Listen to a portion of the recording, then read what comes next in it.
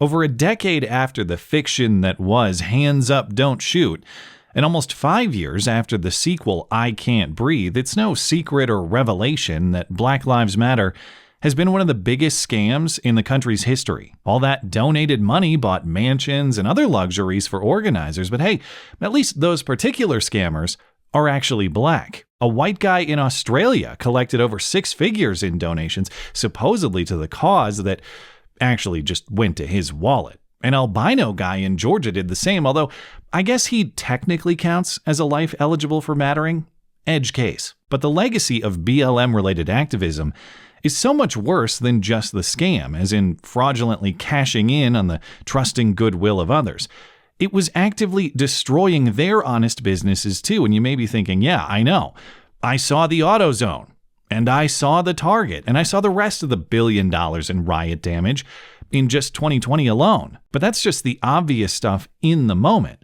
For many businesses, the arson was a much slower, metaphorical burn. Their once viable livelihoods bled out over time, despite the efforts of the owners to sustain. And given the neighborhoods we're talking about, the irony, of course, is that many of these business owners who have had their livelihoods ruined are black or minority themselves, and their black livelihoods absolutely do not matter at all to the politicians who have built their careers kneeling in claimed honor of them. Minneapolis is now almost 5 years removed from George Floyd's death, so it's well past audit time for what was supposed to be a renewed commitment to the advancement of black residents in the city.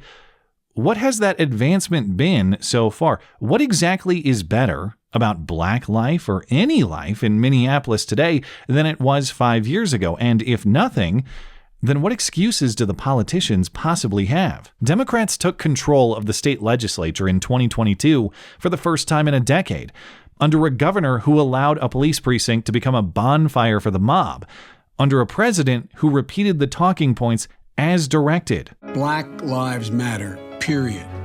I'm not afraid to say it. Together we can fix this. Let's build back better. I'm not afraid to say it, as though it takes any bravery at all to repeat after the mob's demands. The bravery would have been to challenge the hostage takers pointing guns at him on the other side of that camera. But of course, that never happened. And because the mob wasn't challenged, it was only facilitated, the mob ruled. And the honest business owners at the very site of George Floyd's death suffered the most. The city of Minneapolis set up barricades blockading the area around 38th and Chicago, so vehicle traffic could not move through anymore. Those barricades did come down the next year in 2021, but they were replaced by other barricades installed by activists that the city just allowed to remain. The city allowed these activists to become the area's police force themselves.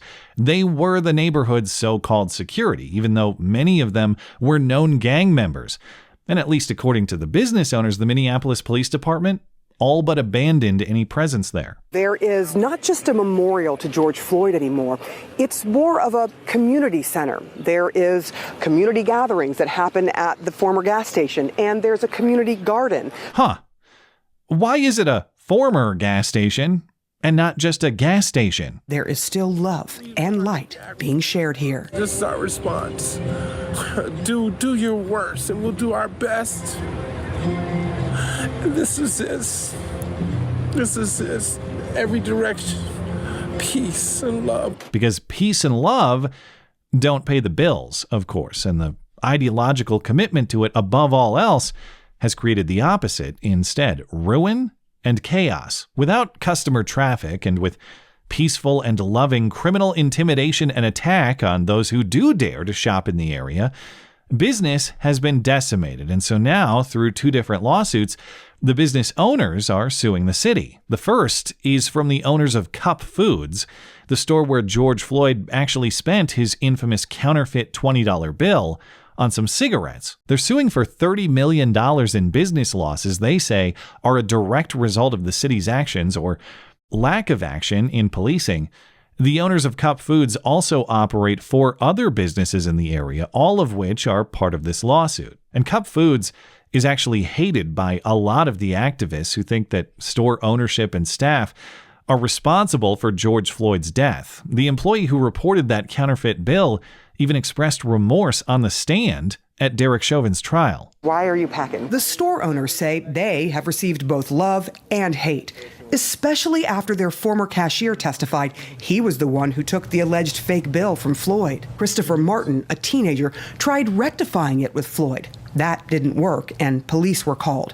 Martin now regrets that. If I would have just not taken the bill, this could have been avoided. Ah, yes. If only he had successfully negotiated with the drug addict, then George Floyd's heart wouldn't have exploded from the meth and fentanyl cocktail he'd already taken before this guy ever even talked to him. Eventually, someone might ask, hey, what if George Floyd didn't do drugs and steal? Maybe that was the explanatory variable that day. Regardless, even if you do hate Cup Foods for whatever reason, the abuse of other business owners in the area is far worse, actually. Edwin Reed has run a car detailing business a block away from Point Floyd for 15 years. As he explained in an interview with Liz Collin from Alpha News last week, his business died with George. He had something like $400,000 in annual revenue before. Now, he has almost none. When George Floyd died, my company died right along with George Floyd. My peak point, we were averaging $394,000 a year. We claimed $9,700 this year. And it's not just the money that the city and the activists have obstructed. It's also the money that they outright steal. Reed says that the gangs in power in the neighborhood are extorting the business owners for supposed protection. There are business owners being extorted. I was extorted. Some of the business owners have been shot because they were failed to make payment to these people who are claiming to protect our area from getting burned down. And they didn't just kill his business. They're killing his neighbors, too. Reed says last year, a car drove up to his storefront. Hey, great. Is that a guy who actually wants his car shined up? Finally. Oh, no, that's a guy who's been shot in the head. A former customer, actually. Reed tried to render aid and called 911, but police took 20 minutes to get there, and the guy died. And Reed's experience isn't extreme or even unusual. It's routine in that area. Sam Willis runs a sandwich shop, and he's also an emergency responder when the situation demands it, apparently. In 2021, a guy got shot outside his storefront, and he tried to help him, but was taken off duty by two gunmen who took control of the situation instead. Christy Frank runs a consignment store, or maybe she did. She's now facing bankruptcy. But when she was trying to sustain her business, she had to hire security to escort her to and from her store. Willie Frazier runs a boutique. His car was stolen. His store has been broken into and his storefront shot out. He's watched customers get robbed outside his store, and he's had to take cover to hide from the incoming gunfire. Dwight Alexander owns a barbecue place. He says the situation is so stressful he's drinking and doing drugs again after 13 years sobriety. And somehow that sounds reasonably wise because the reality for others, I'm sure, is far too painful to bear. Ralph Williams, a barbershop owner, was shot in 2021 right in the testicle. And when he called 911 to say, please help, someone shot my ball off, assistance did not arrive, so he had to drive himself to the hospital. And hey, emergency aside, drive responsibly, of course, but having a drink or two after such an event is perfectly understandable to me, assuming it's safe to consume with whatever pain medication is necessary to manage that situation. All of these business owners are now cooperating in a lawsuit of their own, seeking $49 million in damages and alleging the city, ironically, discriminated against them based on race, as almost all of them are black. So even if you grant the Black Lives Matter premise that policing is racist and abusive, you gotta ask the question, what's worse? A slightly rough arrest on questionable grounds, or getting your nut shot off because there are no police at all? Ask these Black lives for their opinion. A similar lawsuit in Seattle after Chaz, the 2020 Summer of Love encampment, was successful insofar as it earned the business owners a settlement with the city. But one, there is no indication yet that Minneapolis is looking to settle. They're seeking dismissal of this lawsuit, actually, so for now, they're fighting it. And two, even if this suit is settled, or if these business owners actually win at trial, all of those costs are still on the taxpayer, either directly or through insurance policies that the public pays for anyway. That's not a win for anybody.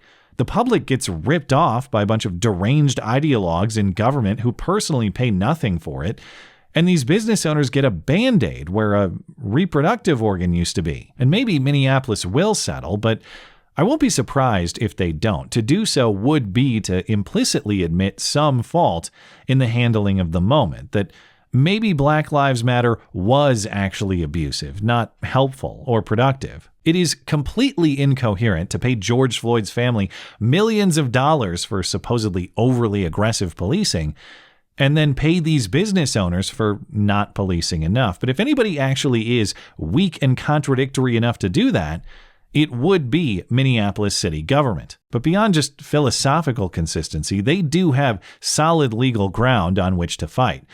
Governments and police forces are under no obligation to protect you or even to enforce the law, at least constitutionally. The Supreme Court set that standard in 2005 in a case where a Colorado woman asked police for protection against her husband who had violated a protective order. Police did not respond in time, and he killed their daughters.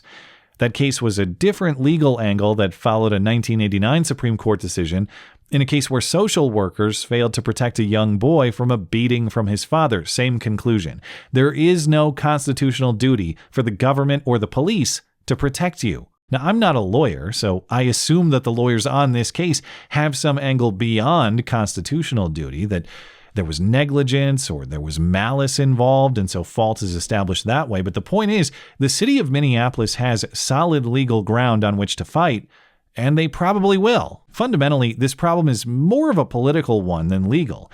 If you don't like the way that current leadership protects citizens from crime or doesn't, well, vote for new leadership that does. And of course, the question that naturally follows is, exactly how bad will it have to get before a place like Minneapolis ever considers voting for a different philosophy and a different approach? And how much abuse will have to be endured in the meantime? How many businesses ruined? How many lives ruined? And that's if they dodge the strays for those lives to continue anyway. Because if a war zone isn't bad enough, we're hopeful that the city will negotiate and make these business owners whole. One of my clients has described it as a war zone. There aren't many circumstances worse, at least on this earth, but ask the barbershop guy with the missing parts. He'll tell you, Minneapolis probably will find new and progressive ways to create them. Thanks as always for listening and for supporting this channel. Always appreciate that thoughtful discussion down below, and especially over on X, that is at ML Christiansen. You're always welcome to coming out and chatting my live streams as live on Wednesday and Sunday nights. Looking forward to it. Goodbye. Hey, if you made it all the way to the end of the video, that means you probably found some value in the video. If you found some value in the video, please consider supporting my material. You can do that one time or recurring for as little as $1 a month. It not only helps me sustain, but it helps me pay the people who make my videos possible. Linked in the description for you, mattchristiansenmedia.com/support. Thanks for listening.